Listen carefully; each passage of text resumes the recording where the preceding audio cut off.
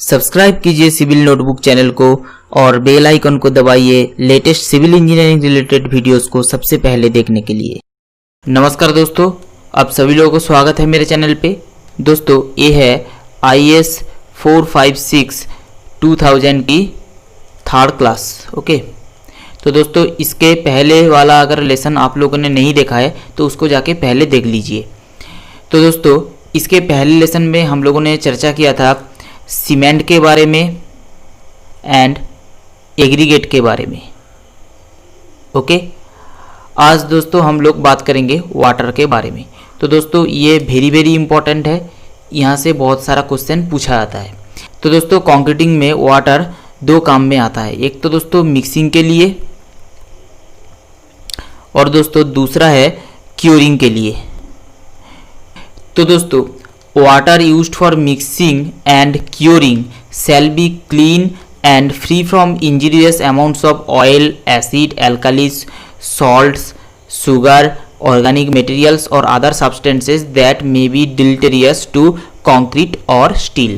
तो दोस्तों जो वाटर हम लोग यूज करेंगे मिक्सिंग और क्योरिंग के लिए वो क्लीन होना चाहिए, साथ ही साथ उसमें oil, acid, alkali, salt, sugar, organic matter ये सब इंजुरियस अमाउंट में नहीं होना चाहिए। ओके, क्योंकि दोस्तों देखिए ये जो सब्सटेंसेस है ये कंक्रीट की स्ट्रेंथ इसको घटा देता है, साथ ही साथ कंक्रीट की ड्यूरेबिलिटी इसको घटा देता है।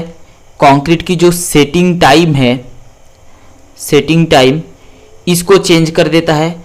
साथ ही साथ दोस्तों कंक्रीट में अगर हम लोग रेनफोर्समेंट यूज कर रहे हैं, स्टील यूज कर रहे हैं तो इसको करोड भी कर देता है। ओके, तो ये सब चीज़ के लिए हम लोगों को वाटर के ऊपर ध्यान रखना है। तो दोस्तों जो वाटर हम लोग कंक्रीटिंग के लिए यूज करेंगे वो है आपका पोर्टेबल वाटर, मतलब जो वाटर हम लोग पी सकते हैं तो उस वाटर को हम लोग जनरली यूज करते हैं मिक्सिंग ऑफ कंक्रीट के लिए। Okay, as a guide the following concentration represent the maximum permissible values. Okay, तो दोस्तों पहले हम लोग देखते हैं to neutralize 100 ml of water using phenolphthalein as an indicator it should not require more than 5 ml of 0.02 normal sodium hydroxide. Okay, तो दोस्तों देखिए जो वाटर हम लोग एक्चुअल में कंक्रीटिंग के लिए यूज करेंगे उसको हम लोग सैंपल की तौर पे लेंगे। कितना लेंगे? 100 ml। ओके, और दोस्तों इसमें इंडिकेटर के तौर पे हम लोग क्या यूज करेंगे? फेनोल्फथेलिन इंडिकेटर। ओके, तो दोस्तों इसको न्यूट्रलाइज करने के लिए 0.02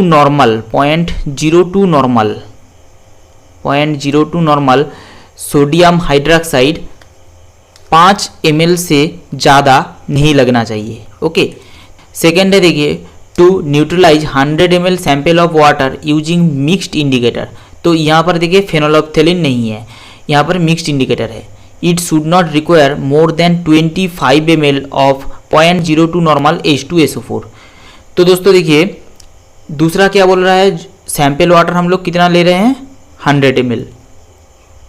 तो यहाँ पर हम लोग मिक्स्ड इंडिकेटर ले रहे हैं, तो इसको न्यूट्रलाइज करने के लिए 0.02 नॉर्मल H2SO4। ओके, तो 25 ml से ज़्यादा नहीं लगना चाहिए। ओके, और दोस्तों सी में देखिए permissible limits for solid shall be as given in table 1। तो दोस्तों ये इस टेबल के बारे में थोड़ा सा बाद में हम लोग जानेंगे। ओके, अब फ्रेंड्स देखिए जो वाटर हम लोग कंक्रीटिंग के लिए यूज कर रहे हैं और जो कंक्रीट हम लोग बना रहे हैं उसकी जो स्ट्रेंथ है तो उसकी स्ट्रेंथ में हम लोगों को डाउट आ रहा है। तो उस केस में देखिए दो टेस्ट आप लोगों को करना होगा। एक तो है दोस्तों कॉम्प्रेसिव स्ट्रेंथ टेस्ट, ओके, और दूसरा है दोस्तों initial setting time test. Initial setting time test. Okay, जिस तो दोस्तों यहाँ पर वही बोला गया है। तो देखिए कॉम्प्रेसिव स्ट्रेंथ टेस्ट करना है और इनिशियल सेटिंग टाइम टेस्ट करना है। तो ये देखिए 5.4.1.2 एंड 5.4.1.3 पे बोला गया है। अब दोस्तों जो वाटर हम लोग एक्चुअली कंक्रीटिंग के लिए यूज करेंगे उसको हम लोग सैंपल की तौर पे लेंगे। ओके, तो जो वाटर हम लोग टेस्टिंग के लिए यूज कर रहे हैं, टेस्टिंग करने से पहले उसमें कोई ट्रीटमेंट नहीं होना चाहिए,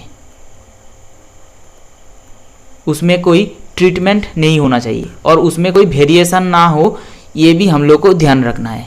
ओके, तो दोस्तों जो वाटर हम लोग सैंपल की तौर पे यूज कर रहे हैं उसको हम लोग एक क्लीन कंटेनर पे रखेंगे। ओके, और दोस्तों जो कंटेनर है उसको क्लीन करने के लिए उस सैंपल वाटर को ही हम लोग यूज करेंगे। ओके, नेक्स्ट बात है देखिए 5.4.1.2, जहां पर देखिए कॉम्प्रेसिव स्ट्रेंथ टेस्ट के बारे में बोला गया है। ओके, तो दोस्तों कितने डेज के लिए है, ये है आपका 28 डेज कॉम्प्रेसिव स्ट्रेंथ। ओके, तो दोस्तों देखिए इसके लिए हम लोग कंक्रीट क्यूब बनाएंगे, कंक्रीट क्यूब इस तरीके से।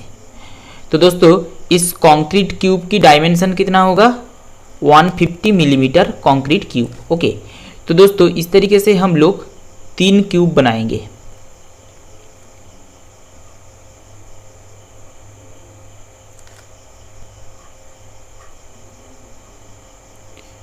तीन क्यूब बनाएंगे, 1 2 3। तो दोस्तों इसको हम लोग बनाएंगे सैंपल वाटर से। सैंपल वाटर मतलब जो वाटर हम लोग एक्चुअल में यूज करने जा रहे हैं उसी वाटर से हम लोग इनको बनाएंगे। और देखिए फिर से हम लोग एटलीस्ट 3 हम लोग क्यूब बनाएंगे।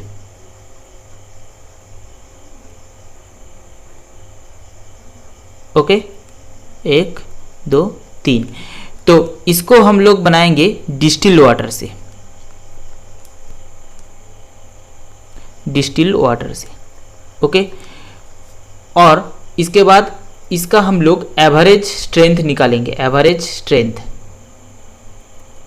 और इसका भी हम लोग एवरेज स्ट्रेंथ निकालेंगे।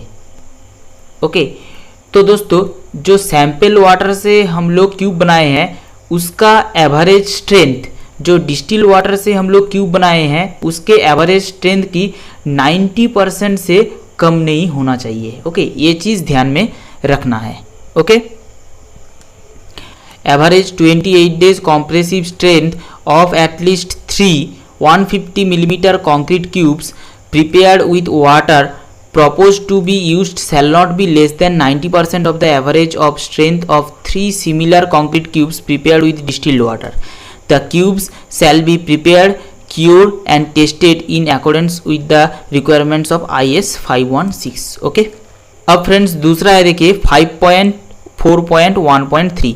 तो देखिए इसमें इनिशियल सेटिंग टाइम टेस्ट के बारे में बोला गया है। ओके, तो दोस्तों देखिए एक हम लोग टेस्ट ब्लॉक बनाएंगे सैंपल वाटर से। ओके, तो दोस्तों सैंपल वाटर से हम लोग जो टेस्ट ब्लॉक बना रहे हैं उसका इनिशियल सेटिंग टाइम 30 मिनट से कम नहीं होना चाहिए। तो ये पहला चीज़ है, ये हम लोग को ध्यान में रखना है। तो इनिशियल सेटिंग टाइम 30 मिनट से कम नहीं होना चाहिए। अब दोस्तों देखिए जो टेस्ट ब्लॉक हम लोगों ने एक ही सीमेंट और डिस्टिल वाटर से बनाए हैं तो इसका भी एक इनिशियल सेटिंग टाइम होगा, initial setting time.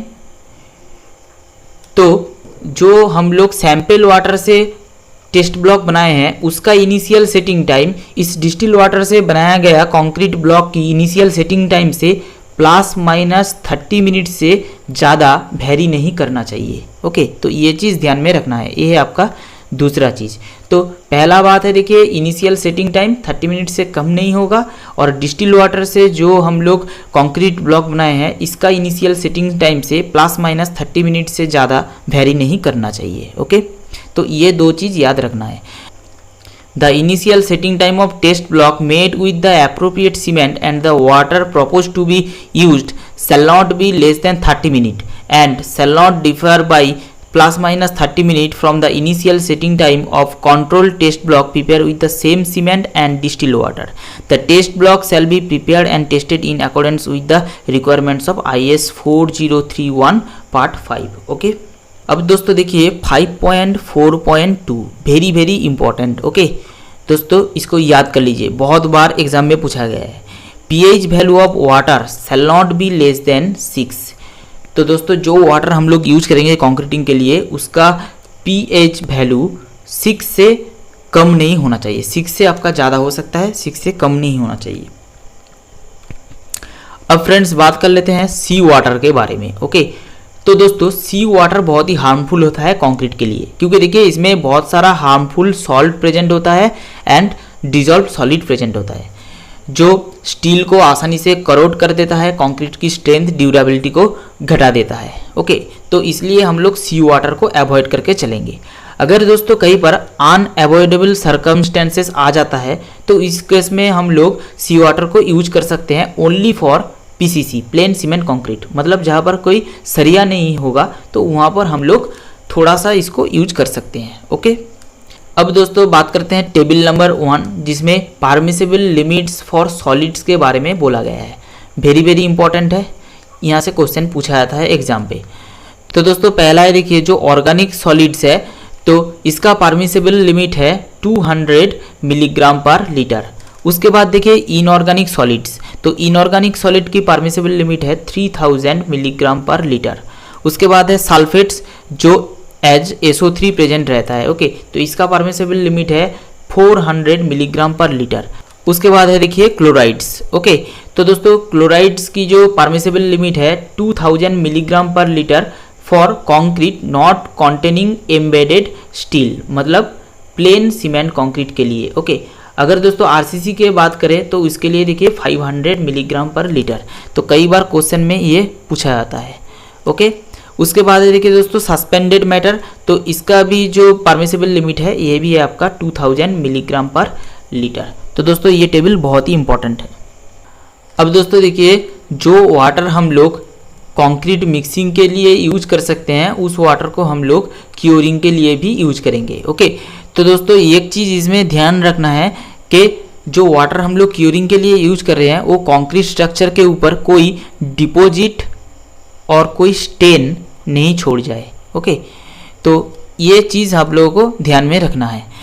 The presence of tannic acid और आयरन कॉम्पाउंड्स इज ऑब्जेक्शनेबल, तो दोस्तों वाटर में टैनिक एसिड और आयरन कॉम्पाउंड्स नहीं होना चाहिए। ओके, सो फ्रेंड्स इस लेसन में इतना ही। Hope you understand this video. If you understand then please like this video, share with your friends and please subscribe my channel.